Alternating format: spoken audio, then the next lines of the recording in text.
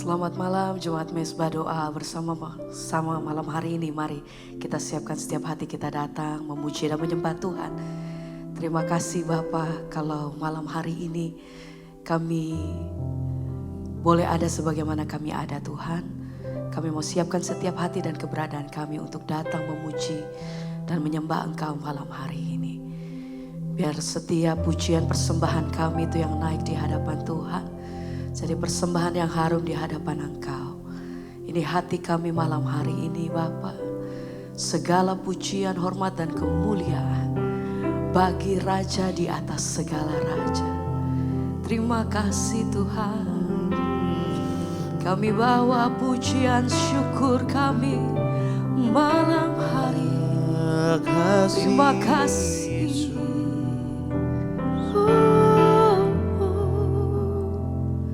Mari bersama angkat hatimu malam hari ini. Mari sembah Dia. Bersyukur. Terima kasih Tuhan. Ya haleluya.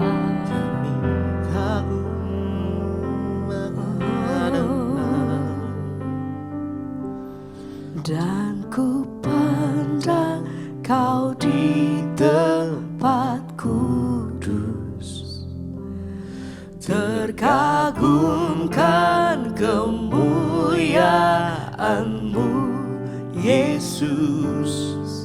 Sebab kasih setia-Mu lebih dari hidup. Amin. Bibirku kan memegangkan-Mu. Mari bersama-sama. Dan ku pandang Kau di tempat kudus. Terkagumkan kemuliaan-Mu Tuhan. Yesus. Sebab kasih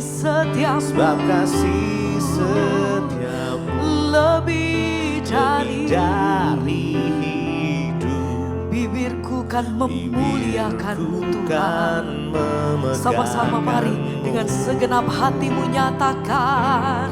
Dan ku pandang Kau di tempat kudus. Terkagumkan kemuliaan-Mu Yesus. Sebab kasih-Mu setiamu lebih dari hidup. Biar bibirku kan memegangkan-Mu. Lebih lagi bersama-sama mari naikkan pujian-Mu, nyatakan. Dan ku pandang Kau di tempat kudus. Terkagumkan kemuliaan-Mu Sebab Yesus. kasih Sebab setiamu kasih Tuhan. setiamu lebih dari hidup. Dan bibirku kan memegangkan-Mu. terima kasih. Biar malam hari ini mari angkat pujian-Mu. Sembah Dia. Kami memuliakan Engkau Tuhan. Kami tinggikan Raja. Kami pandang wajah-Mu Tuhan. Oh, segala pujian hanya bagi-Mu. Terima kasih ya Kami Tuhan. bersyukur, terima kasih Tuhan. Oh, mari bersama nyatakan. Dan ku Pandang Kau di tempat kudus. terkagumkan kemuliaan-Mu Yesus. Sebab kasih setiamu lebih dari hidup. Bibirku kan memegangkan-Mu. dan ku pandang Kau di tempat duduk. Terkagumkan kemuliaan-Mu, Yesus. Sebab kasih setia-Mu lebih dari hidup. Bibirku kan memegahkan-Mu.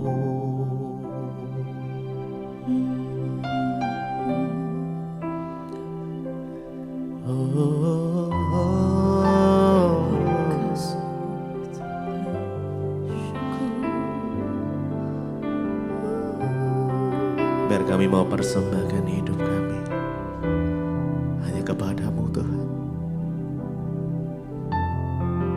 Kami mau berikan hidup kami sebagai persembahan yang hidup, yang berkenan di hati-Mu. Mari sama-sama jemaat Misbah doa.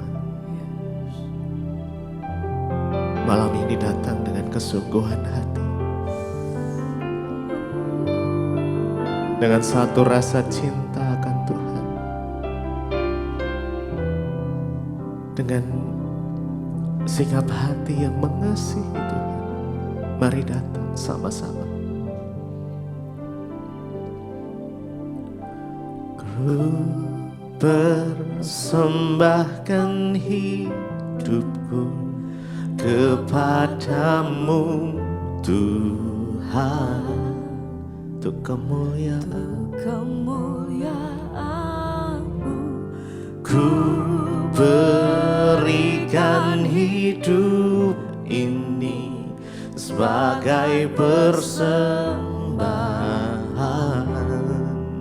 yang berkenan padamu.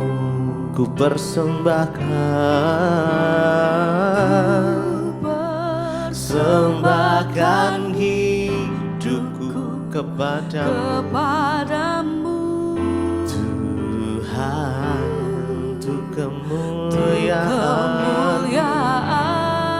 Ku berikan hidup ini sebagai persembahan yang berkenan padamu. Ku persembahkan hidupku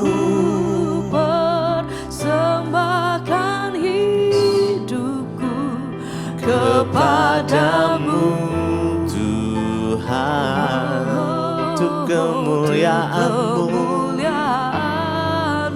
Ku berikan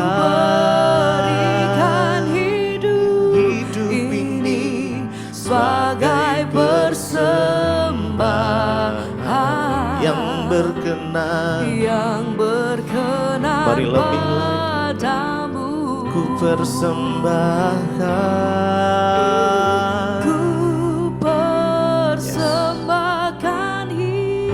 hidup kepadamu, Tuhan, untuk kemuliaan-Mu. Ku berikan hidup ini sebagai persembahan yang berkenan padamu.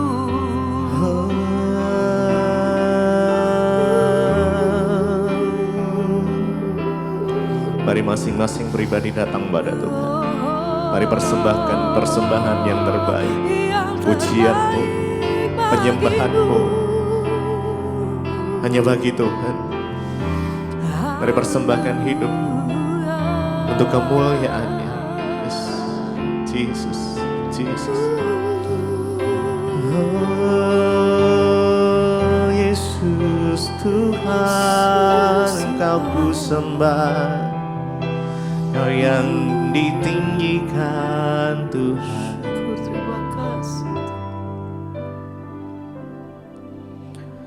Ku persembahkan hidupku kepadamu Tuhan, untuk kemuliaan-Mu ku berikan hidup ini sebagai persembahan yang berkenan padamu. Ku persembahkan. Mari dengan segenap hati kita datang pada Tuhan. Yes. Nyatakan pujian penyembahan malam ini.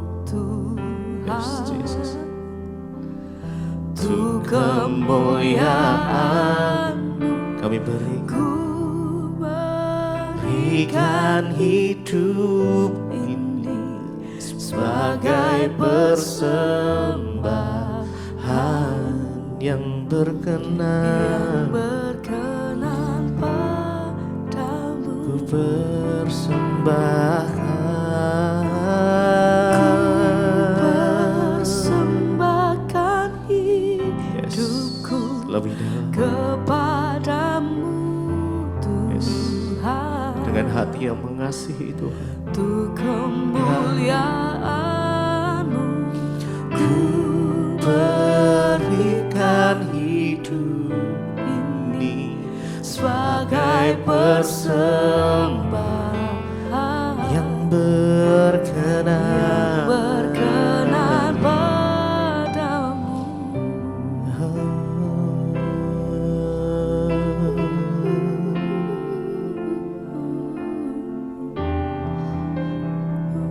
Biar mulut kami penuh dengan pujian, pengagungan akan Engkau Tuhan.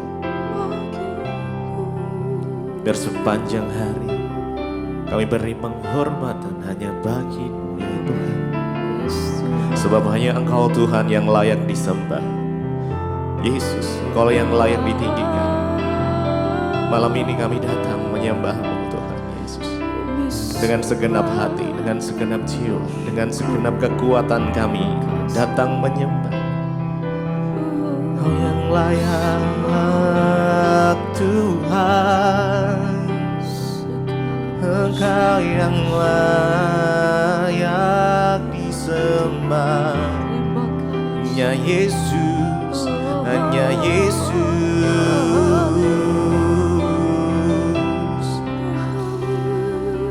Ku sembah Kau Tuhan.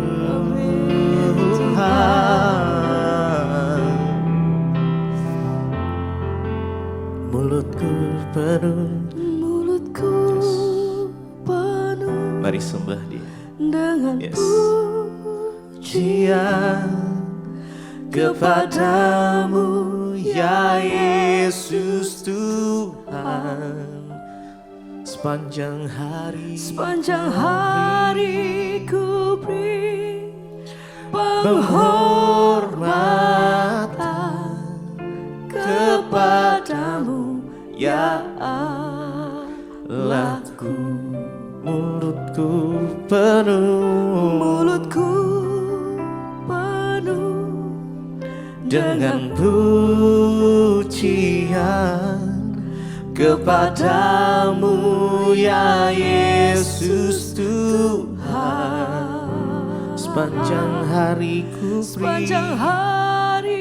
ku beri penghormatan kepadamu ya Allahku. Mari lebih lagi sembah Tuhan.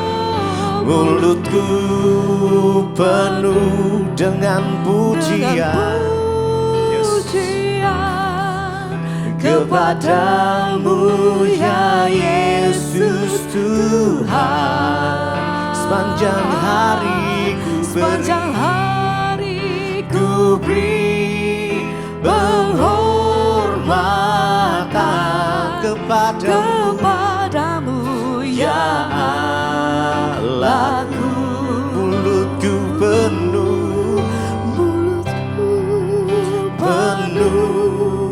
dengan pujian kepadamu ya Yesus Tuhan. Sepanjang hari ku beri, sepanjang hari ku beri penghormatan kepadamu, ya Allahku. Mulutku penuh dengan pujian kepadamu, ya Yesus Tuhan. Sepanjang hari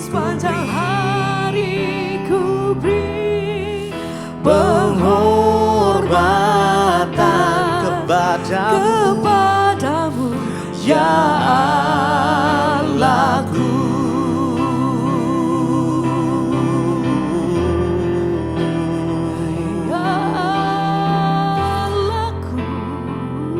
Engkau yang layak terima pujian kami Tuhan. Tak ada yang lain selain nama Yesus yang layak untuk disembah, yang layak untuk ditinggikan. Hanya Yesus, sumber pengharapan, sumber kekuatan. Mulutku penuh dengan pujian kepadamu, ya Yesus Tuhan. Sepanjang hari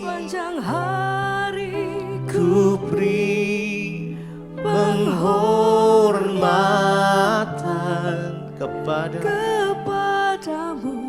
ya Allahku. Sekali lagi, mulutku penuh dengan pujian. Biar ini menjadi iman kami Tuhan kepada ya Yesus Tuhan. Sepanjang hari kami mau beri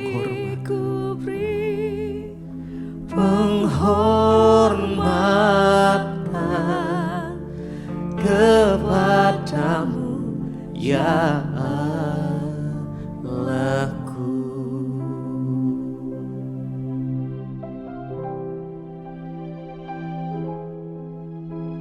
Segala pujian, hormat, kemuliaan hanya bagi Engkau Tuhan yang kami sembah, Tuhan yang kami percayai. Engkau tidak pernah gagal dalam rencana-Mu atas hidup kami Tuhan. Karena itu ajar kami boleh selaras dengan kehendak Tuhan dalam hidup ini, supaya apa yang sudah Tuhan rencanakan dalam hidup kami boleh terlaksana. Ajar kami mengenal Engkau lebih lagi Tuhan. Ajar kami untuk lebih dalam lagi membangun hubungan yang intim dengan Tuhan. Karena kami percaya pengenalan yang benar akan Tuhan akan membawa kami menemukan semua tujuan Tuhan dalam hidup kami. Terima kasih Bapa, urapi hamba yang tidak ada apa-apanya, urapi setiap kami. Dalam nama Tuhan Yesus yang percaya Tuhan di tengah kita, memberkati kita, katakan bersama, amin. Tepuk tangan buat Tuhan Yesus saudara. Silakan duduk. Berapa banyak yang percaya bahwa Tuhan tidak pernah gagal rencananya atas hidup kita? Iya, Tuhan memang tidak pernah gagal, tapi yang bisa menggagalkan rencana Tuhan itu siapa? Ya, kita. Dan ya memang selalu begitu. Kenapa rencana Tuhan tidak terjadi atas hidup kita, atas hidup manusia? Ya karena manusianya yang menggagalkannya. Saya difoto dulu ya, oh sudah ya. Iya Bapak Ibu, untuk bisa selaras dengan rencana Tuhan ya, kita ini harus berjalan, harus berada pada frekuensinya Tuhan ya, supaya bisa match gitu ya. Kita kalau dengar radio kresek-kresek enak enggak? Ya karena tidak kena pada frekuensinya. Lah supaya kita bisa satu jalan, satu arah, satu frekuensi dengan Tuhan, tentunya itu tidak datang begitu saja saudara. Nggak mungkin kita cuma Kristen yang tiap minggu ke gereja toh. Ya terus kita langsung ngerti gitu rencana Tuhan. Ya nggak ada kayak begitu. Karena hubungan iman itu harus dibangun, ya. Yang ada tuh hari-hari ini banyak orang Kristen mau cari jalan pintas, ya. Kalau mau menikah, kenalan, datang sama saya, Bu Debi, doakan ya. Kapan Ibu ada waktu? Kenapa? Saya mau kenalin pacar saya sama Ibu. Terus ya Ibu bisa lihat, bisa timbang apakah dia dari Tuhan atau bukan. Ya, terus dia pikir nanti jangan salah ada yang bawa sama Pastor Yosua, tolong Pak ini dilihat ya. Jadi kita kalau dibawa begitu, iya bawa ke sini aja. Nanti kalau saya ketemu dia saya bilang, tatap mata saya. Dipikir pendeta itu dukun. Enggak ada satu orang pun yang bisa tahu rencana Tuhan atas hidup kita selain kita dengan Tuhan dong. Karena rencana Tuhan gak bisa diwakili. Ya, enggak bisa. Untuk bisa tahu rencana Tuhan atas hidup kita, kita harus punya hubungan yang dekat dengan Tuhan. Ya, hubungan kita harus dekat. Kalau saudara cuma hari Minggu saja ke gereja, dengar firman cuma setiap hari Minggu, catat baik-baik. Maka dalam 365 hari dalam setahun, saudara cuma beri waktu untuk Tuhan 4 hari. Kalau cuma 2 jam setiap minggu ke gereja, dalam setahun 4 hari yang saudara kasih buat Tuhan. Saya mau tanya, setahun 365 hari, saudara kasih 4 hari cukup gak buat imanmu tumbuh? Ya, enggak mungkin. Pasti imannya mati. Lihat kanan kiri mau mati enggak? Ya, iya, karena kebanyakan orang Kristen begitu. Ya, mereka merasa udah Kristen, udah ke gereja itu udah wow banget. Saya ini nggak pernah bolos loh ke gereja tiap minggu. Dia pikir udah cukup. Dan kayak begitu, pengen tahu kehendak Tuhan yang enggak bisa. Untuk membangun sebuah hubungan dengan Tuhan yang dekat, kita butuh yang namanya pengenalan. Makanya kita bisa menyembah Tuhan dengan leluasa. Kita bisa berkata, yes Tuhan, rencanamu tuh gak pernah gagal. Kalau kita memang mengenal Tuhan dengan benar. Tapi kalau orang gak mengenal Tuhan dengan benar, ya dia nyanyi aja susah. Jadi lihat aja kalau di gereja itu yang susah-susah nyanyi, yang tidak beriman nyanyinya itu, ya pasti pengenalannya akan Tuhan tuh ya nggak sungguh-sungguh saudara. Karena kalau kita mengenal Tuhan, kita tahu yes banget bahwa yes Tuhan itu janjinya ya dan amin. Maka dengan mudah saudara, seperti orang kalau membangun hubungan menikah. Saya yakin saudara tidak menikah dengan orang yang baru ketemu kemarin. Ada yang mau ketemu 1 kali terus saya mau melamar kamu besok nikah, mau saudara? Ya kita nggak mau. Kenapa kita nggak mau? Karena belum mengenal. Untuk bisa mengenal harus ada hubungan. Ya, semakin sering kita ketemu semakin tahu karakter aslinya. Benar nggak saudara? Ya tapi kalau jarang ketemu, jarak jauh ya hanya pencitraan aja. Makanya banyak orang menikah, ya aduh saya mau cerai Bu. Kenapa? Ibu dulu menikah gimana? Dulu waktu menikah manis sekali. Sebelum menikah itu luar biasa. Ya kalau saya kesandung batu, batunya dipukul. Ya kan? Kesandung batu, nakal kamu batu ya. Begitu udah nikah, kesandung batu, di mana matamu? Itu kan batu diam-diam. Nah, jadi keluar aslinya saudara. Ya makanya waktu kita itu membangun hubungan, di situ waktu kita mengenal. Nah ya, saya cerita tadi saya menikah sama suami saya itu kita membangun hubungan setahun. Ya setahun cukup lah ya. Jangan pacaran lama-lama saudara. Ada orang pacaran 10 tahun ya. Cicil rumah udah lunas KPR itu. 10 tahun pacaran. Ya ibu gembala sama Pak Gembala berapa tahun pacaran? 15. 3 tahun ya lumayan lah ya. Makanya dapat benar-benar yakin ya. Nggak apa-apa, mending lama bergumul daripada cepet-cepet. Ya nanti salah, mending lama bergumul nggak apa-apa. Ya biar kalau ditanya orang, kok belum nikah-nikah, kapan nikahnya? Jika tidak hari ini mungkin minggu depan. Jika tidak minggu ini mungkin bulan depan. Jika tidak bulan ini mungkin tahun depan. Kalau belum kiamat ya.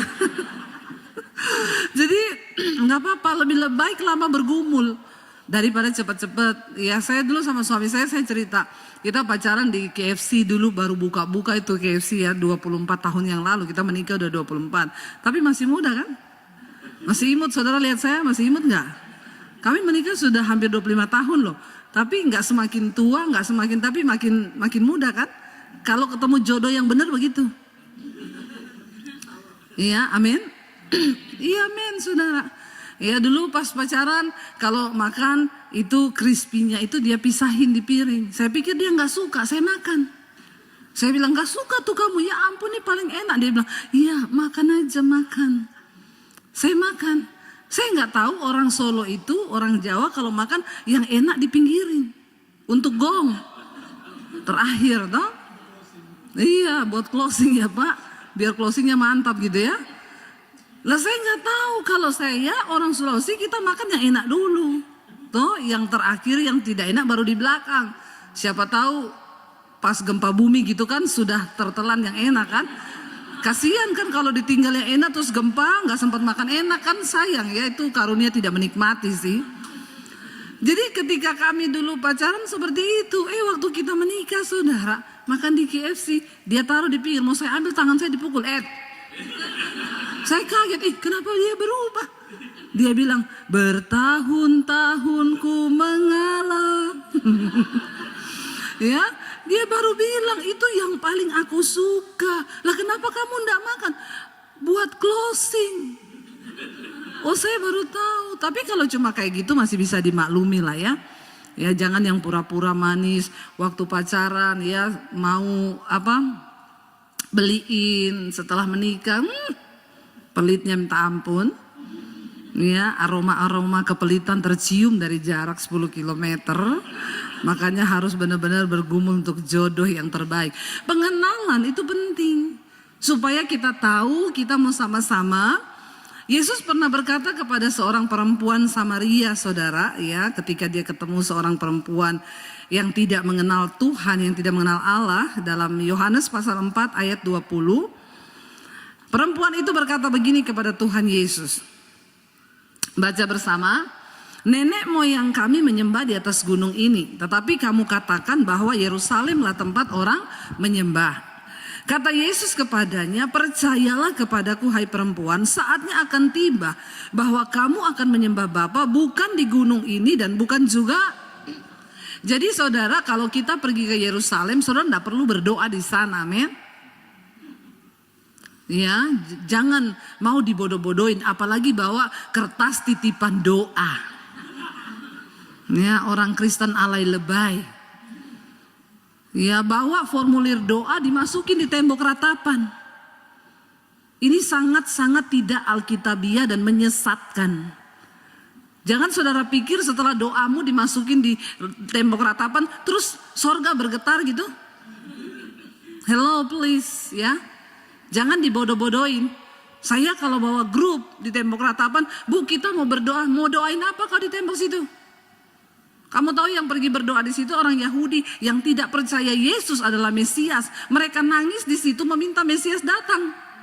Lah kalau kamu pergi berdoa di situ berarti kamu tidak percaya Tuhan Yesus. Makanya Yesus berkata kepada perempuan itu, ada saatnya nanti kamu tidak perlu lagi berdoa di gunung dan tidak usah lagi pergi ke Yerusalem. Zaman dulu orang kalau berdoa ke gunung, kenapa? Tempat yang tinggi dekat dengan Tuhan. Zaman dulu Tuhan selalu menampakkan diri memang di gunung. Gunung Sinai, di Bukit Moria, tempat yang tinggi. Tapi Tuhan bilang saatnya akan tiba, jangan lagi kamu doa di gunung atau di Yerusalem. Makanya orang kadang tanya, Bu ibu kan sering bolak-balik ke Yerusalem ya. Kalau ke Yerusalem itu Bu, di tempat mana yang paling bergetar ibu berdoa? Ya, saya bilang di kamar hotel. Ya, bukan di tembok ratapan. Karena Tuhan Yesus bilang kalau kamu pengen ketemu Tuhan, masuk dalam kamar tutup pintu. Berdoalah di tempat yang tersembunyi kepada Bapamu yang tersembunyi. Supaya Bapamu yang di tempat tersembunyi itu menjawab doamu dari tempat yang tersembunyi. Amin. Ya itu yang benar saudara.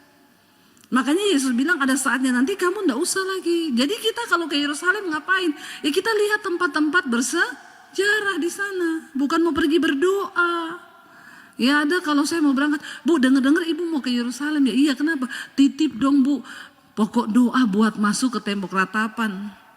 Saya bilang ndak usah titip pokok doa, titip amplop aja. Ya toh? Begitu kan? Ngapain titip-titip doa? Nggak usah saudara. Lalu Yesus berkata kepada perempuan ini ayat 22. Kamu menyembah apa yang tidak kamu kenal. Kami menyembah apa yang kami kenal. Sebab keselamatan datang dari bangsa Yahudi.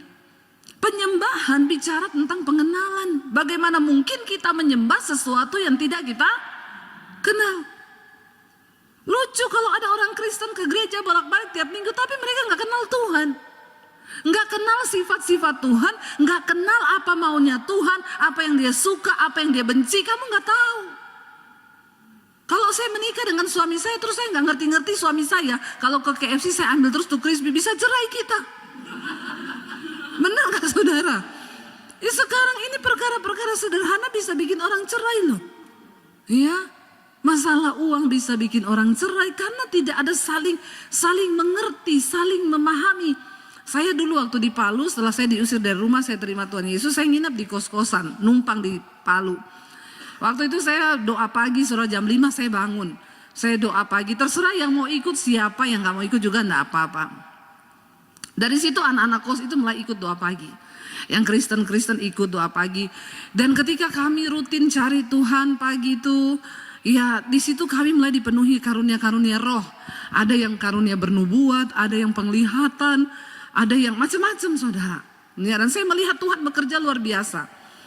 Satu kali ada seorang anak kos yang bernubuat untuk saya pada waktu lagi berdoa. Dia bilang begini, aku akan mengangkat engkau satu saat menjadi gembala atas domba-dombaku. Kenapa aku memilih engkau? Karena engkau bukan hanya peka mendengar suaraku, tapi engkau mengenal isi hatiku. Dan hari ini saya lihat terjadi saudara. Tuhan percayakan sekarang saya banyak domba-domba. Saya nggak jadi gembala seperti Pak Yosua ya. Saya jadi gembala di YouTube. Ya hampir 900.000, tahun ini 1 juta lah jemaat saya di YouTube. Amin. Dan itu terjadi. Tapi saya mulai mencoba mengerti. Tuhan bilang karena engkau bukan hanya peka mendengar suaraku. Tapi engkau mengenal isi hatiku. Ternyata mendengar suara Tuhan itu tidak sedalam dengan kita mengerti isi hati Tuhan. Nah orang Kristen sekarang dengar suara Tuhan aja kagak, apalagi mengerti hati Tuhan. Jadi bedanya itu begini, kalau saya mengenal suara suami saya, dia pulang nih ya, dia teriak sore, saya tahu ini suamiku, dia gak bisa bohong karena aku kenal suaranya. Tapi sejak kami menikah membangun hubungan ya sama-sama terus, saya jadi mengerti isi hatinya. Dia garuk-garuk begini, saya bilang, ngapa saya pengen kopi? Kok tahu? Aku tahu sudah hatimu dari gerakan tubuhmu karena kita sudah tinggal bersama. Nanti nih dia bikin apa gitu, ngapa lapar? Kok tahu? Ya tahulah karena saya tahu hatimu. Dia marah, dia diam, itu saya tahu. Kenapa sih kamu diam, ada masalah apa? Saya sudah tahu saudara, karena saya mengenal dia. Tapi kalau saya biar gini-gini dia enggak tahu-tahu. Beda memang laki-laki dan perempuan ya. Perempuan itu pakai feeling, laki-laki pakai logika. Jadi kalau mau bicara sama laki-laki harus pakai kata-kata ibu-ibu. Ya karena pria itu tidak bercerita. Tapi perempuan cerita terus toh. Kalau kau mau cerita rahasiamu, tempat terbaik ceritakan rahasiamu tuh suamimu, karena enggak mungkin bocor ke orang lain. Kenapa? Didengar saja kagak.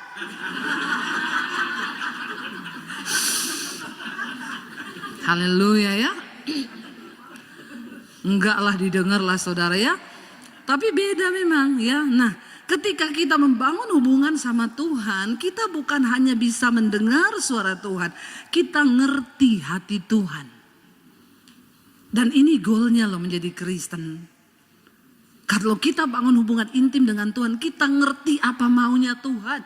Waktu kita jadi orang Kristen yang ngerti maunya Tuhan, wow enggak? 3 kali. Itu baru benar. Kita ngerti kehendak Tuhan, kita ngerti hati Tuhan. Tuhan belum suruh kita sudah bikin. Wow, kita ini jadi anak yang menyenangkan enggak? Kalau kau punya anak, anakmu belum kau suruh, dia sudah bikin, senang enggak kau? Ya, dia nggak minta apapun kau kasih toh. Benar nggak? Kalau anak kita menyenangkan kita, kira-kira dia minta kasih enggak saudara?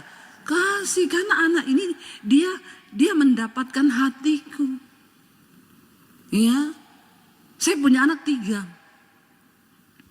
Yang nomor 1 itu kalau minta mau beli sepatu, mam beli sepatu ya, nanti.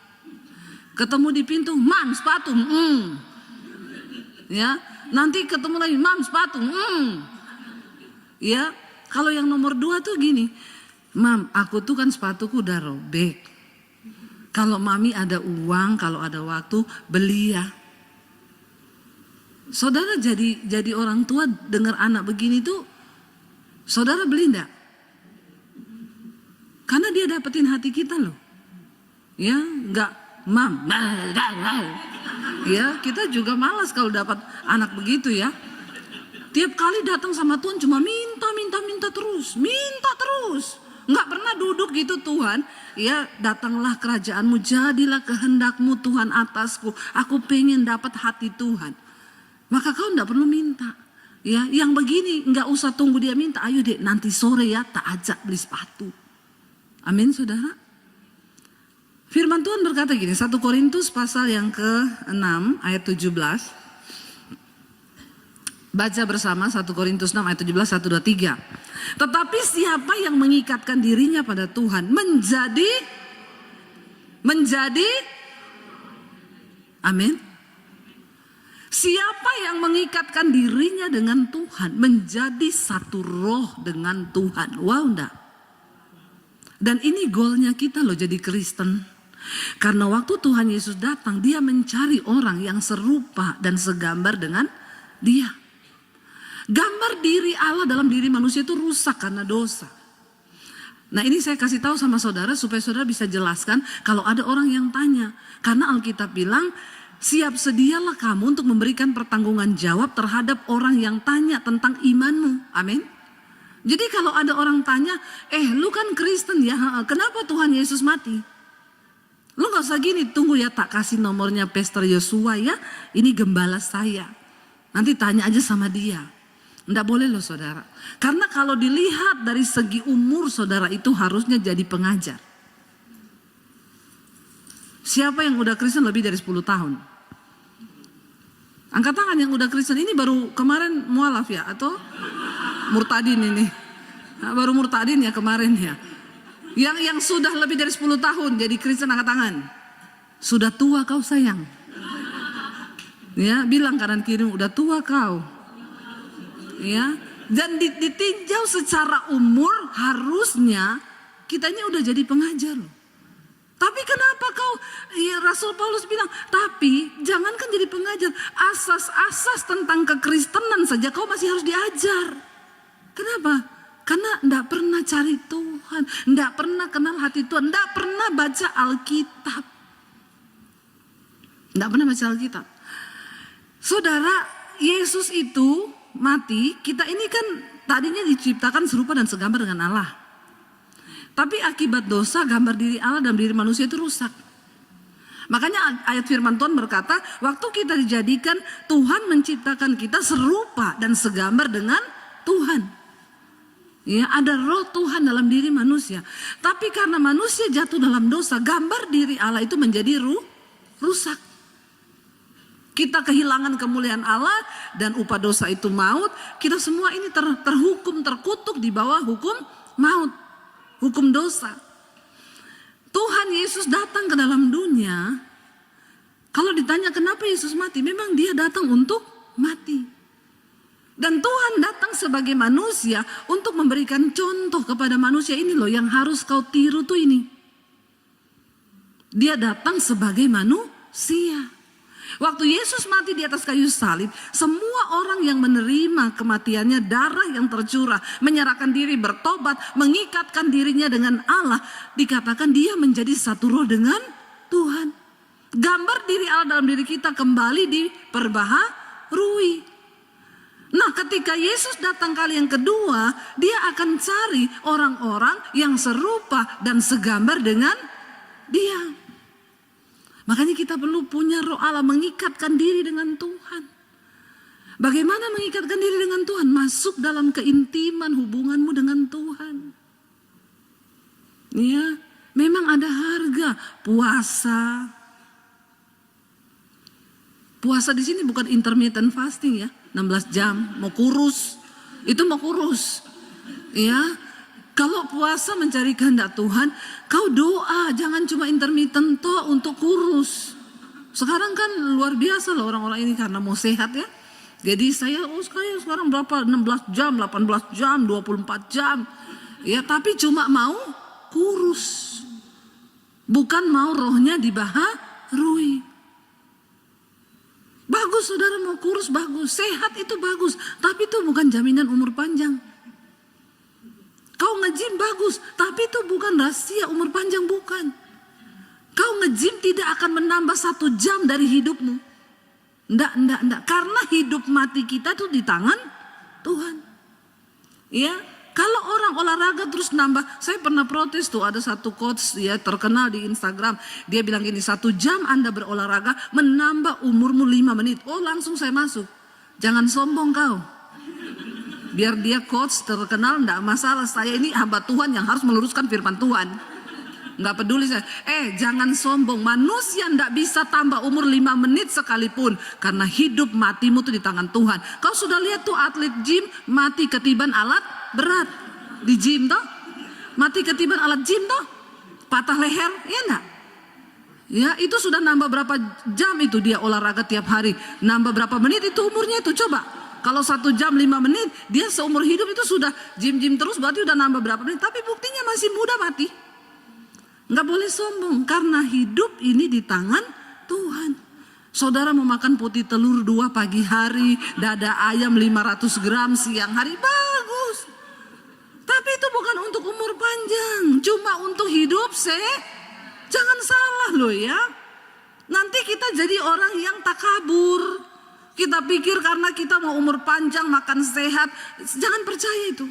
Jangan. Kalau kau percaya itu berarti kau tidak mengiyakan kuasa Tuhan atas hidupmu. Ayo kita membangun hubungan yang intim dengan Tuhan. Supaya kita ini bersatu dengan Tuhan. Kapanpun kita mati gak masalah. Karena kita sudah mengikatkan diri dengan Tuhan. Kita jadi satu roh dengan Tuhan. Kita layak untuk masuk dalam kerajaan surga. Lalu apa keuntungannya kalau kita ini saudara mengikatkan diri dengan Tuhan, membangun hubungan yang intim dengan Tuhan? Ya, ayat yang ke Mazmur 118 ayat 5 berkata begini. 1, 2, 3. Dalam kesesakan aku telah berseru kepada Tuhan. Tuhan telah menjawab aku dengan memberi kelegaan. Orang-orang yang intim dengan Tuhan, ketika engkau ada masalah, engkau tidak perlu telepon Pak Yosua, engkau nggak perlu cari Debbie Basir. Waktu engkau ada dalam masalah, kau cukup datang kepada Tuhan, masuk kamar, tutup pintu, berseru kepada Tuhan. Iya, berseru. Dan ayat ini berkata, Tuhan menjawab aku dengan memberi kelegaan. Seringkali hal yang paling kita butuhkan dalam hidup kita tuh bukan jawaban doa, tapi kelegaan. Tuhan mungkin tidak memberi yang kita minta, tapi engkau diberi kelegaan, itu sudah satu kemenangan yang begitu luar biasa. Kenapa orang bunuh diri? Kenapa orang mengakhiri hidupnya? Kenapa? Karena mereka itu tertekan, tidak ada kelegaan dalam dirinya. Nah, orang yang punya hubungan dekat dengan Tuhan, apa-apa cari Tuhan, ada masalah datang sama Tuhan, duduk di kaki Tuhan. Engkau bisa menikmati kelegaan yang dari Tuhan. Orang biar punya uang banyak saudara, kalau hidupnya stres, tertekan buat apa? Kita bersyukur mengenal Yesus sebagai Tuhan. Tadi Yesus bilang kamu menyembah yang tidak kamu kenal, kami menyembah yang kami kenal. Kita mengenal Tuhan lewat Yesus Kristus. Kita bersyukur jadi orang Kristen, kita punya Tuhan, ada namanya, ada fotonya, amin. Benar saudara, loh itu perlu kita syukuri loh. Ada namanya Yesus, ada fotonya. Karena manusia itu menginginkan gambaran, ya. Dulu saya waktu belum percaya Yesus, saya kalau mau berdoa saya sulit membayangkan muka Tuhan itu seperti apa. Karena kan kita lebih suka berdoa ada gambaran gitu ya. Dulu saya mencari wajah Tuhan tuh kayak apa, kadang saya tidak menemui, kadang yang muncul bayangan hitam besar nggak jadi doa, saya lari keluar, takut saya. Ya, kita bersyukur kita punya Tuhan, ada namanya, ada fotonya. Beberapa orang yang pernah ketemu Tuhan yang bukan Kristen, saya tanya, kenapa kamu yakin yang datang sama kamu itu Tuhan Yesus? Soalnya kayak yang di foto-foto ibu itu bu, pakai jubah putih, bajunya bercahaya, mukanya bercahaya, seperti yang di foto-fotonya orang Kristen itu, Tuhan Yesus. Jadi kita bersyukur loh, kita punya Tuhan yang jelas, amin. Bukan yang bayang-bayang. Berseru kepada namanya. Ketika engkau ada masalah, masuk di kamar, tutup pintu. Berseru kepada Yesus dan dikatakan dia akan beri kita kelegaan, ya, lega saudara. Itu yang sangat dibutuhkan oleh manusia. Kita lihat lagi satu ayat, ya, Mazmur 25 ayat 14. Waktu kau punya hubungan intim dengan Tuhan, melekat dengan Tuhan, apa yang akan kita alami, apa yang kita dapatkan? Ayat baca bersama, Tuhan bergaul karib dengan orang yang takut akan dia, dan perjanjiannya diberitahukannya kepada mereka. Waktu kita intim dengan Tuhan, ayat ini bilang Tuhan tuh bergaul karib dengan orang yang takut akan Tuhan. Artinya kita ini dikatakan menjadi sahabatnya Tuhan. Menjadi sahabat Tuhan, wow enggak? Saudara mau jadi sahabat karibnya Tuhan? Ya mau dong saudara. Dan kalau kita jadi sahabatnya Tuhan, dikatakan Tuhan akan kasih tahu jalan-jalannya, perjanjiannya, rencananya. Ya, kita ini jadi tempat curhatnya Tuhan. Asal kita mau hidup takut akan Tuhan. Kita kalau mau cari sahabat aja manusia, kita kan pasti punya kriteria dong. Nggak mungkin lah kita baru ketemu orang terus, aku mau curhat ya sama kamu. Tahu nggak rumah tanggaku itu begini-begini? Nggak mungkin lah ya. Kita curhat sama orang yang paling kita kenal dan kita percaya untuk menjadi sahabat, tempat curahan hati. Kalau ditanya Bu Debi itu ada sahabat? Nggak ada, sahabat saya cuma satu, suami saya. Suami saya juga sahabatnya ya saya. Tempat curhat saya ya dia, nggak ada yang lain. Saudara, ketika kita ini menjadi sahabatnya Tuhan, Tuhan juga curhat tentang rencananya sama kita. Dia kasih tahu perjanjiannya, dia kasih tahu jalan-jalannya. Dan itu wow banget kan? Waktu Tuhan jadi sahabat, kita jadi sahabatnya Tuhan, itu kan sesuatu yang luar biasa banget kan? Iya nggak saudara? Iya. Tapi ada syaratnya. Ini sudah jam terakhir loh. Sudah jam terakhir loh. Nggak usah terlalu terpatok dengan waktu ya saudara ya. Sudah jam terakhir juga maju dia ya. Haleluya. Nggak apa-apa, cuekin aja dulu mereka. Tapi nggak bisa sembarangan juga jadi sahabatnya Tuhan. Kadang kita terlalu gampang ngomong kita ini sahabat Tuhan. Ya, apalagi kalau nyanyi di gereja tuh. I am a friend of God. I am a friend of God. I am a friend of God. He calls me friend. Malaikat bilang pret. Nggak sembarang orang jadi sahabat Tuhan. Kita harus hidup takut akan Tuhan. Bergaul intim dengan Tuhan. Barulah kita layak menjadi sahabat Tuhan. Maka Tuhan kasih tahu rencananya. Saya bersyukur ketika pandemi mau terjadi 2018 Tuhan bicara sama saya, cepat ambil alih dunia media untuk Injil. Makanya saya cepat-cepat masuk ke YouTube itu 2018. Kita enggak tahu kalau 2020 akan terjadi pandemi kan. Tapi Tuhan kasih tahu rencananya sama orang-orang yang mau bergaul karib dengan dia, yang takut akan dia. Saya bersyukur loh, Tuhan kasih tahu. Saya bilang sama suami, Tuhan bilang begini, kita nggak tahu apa yang akan terjadi ke depan, tapi ayo kita taat aja. Cepet ambil alih media untuk Injil. Lalu kami mulai bikin YouTube 2018 saudara. Ya tidak tahunya 2020 pandemi terjadi. Orang nggak bisa ke gereja, gereja tutup. Mereka butuh Injil. Lalu mereka mulai cari di YouTube pendeta yang bisa kasih makanan rohani. Ya, dan saya bersyukur orang-orang kalau ketemu saya, aduh Bu Debbie terima kasih ya. Sejak pandemi saya ikuti Ibu loh, menjadi kekuatan di tengah ketakutan. Lah itu kan Tuhan toh. Tuhan yang kasih tahu kan. Saudara percaya nggak kalau Tuhan masih bicara? Saudara percaya dia Tuhan yang masih seperti zaman dia suruh Nuh bikin perahu, amin. Cuma sekarang dia nggak suruh bikin perahu, ya. Dia nggak bilang Debbie Basir cepat bikin perahu, ya di atas puncak Bogor sana, enggak. Apa yang akan terjadi ke depan Tuhan tahu. Kenapa kita harus bergaul dengan Tuhan? Kenapa kita harus bangun hubungan intim dengan Tuhan? Supaya kalau sesuatu akan terjadi, Tuhan kasih bocorannya. Tuhan kasih tahu kita, lalu dia tuntun kita, ini loh yang harus kamu perbuat, begini. Kita nggak sembarang melangkah. Kita nggak sembarang bikin keputusan.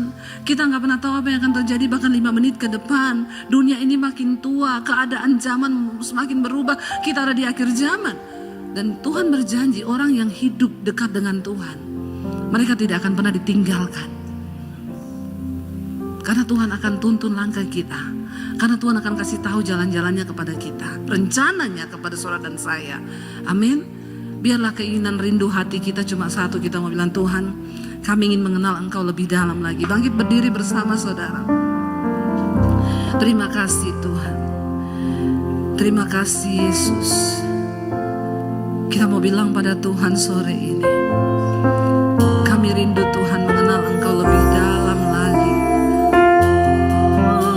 Ingin mengenal-Mu Tuhan lebih dalam dari semua yang ku kenal. Tiada kasih yang melebihi-Mu. Ku ada untuk menjadi penyembah-Mu. Dan ku ingin mengenal-Mu Tuhan lebih dalam dari semua yang ku kenal. Tiada kasih yang melebihi-Mu. Ku ada untuk menjadi penyembah. Lebih lagi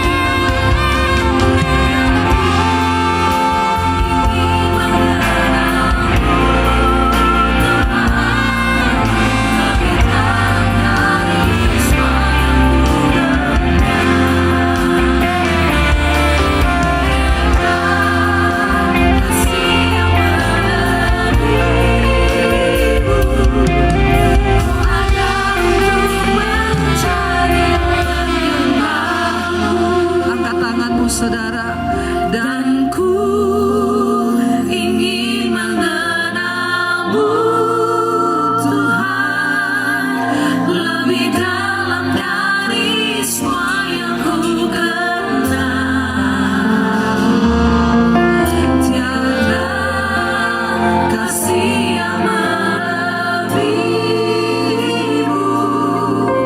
Ku ada untuk menjadi penyembah-Mu. Mari tutup mata dalam hadirat Tuhan saudara.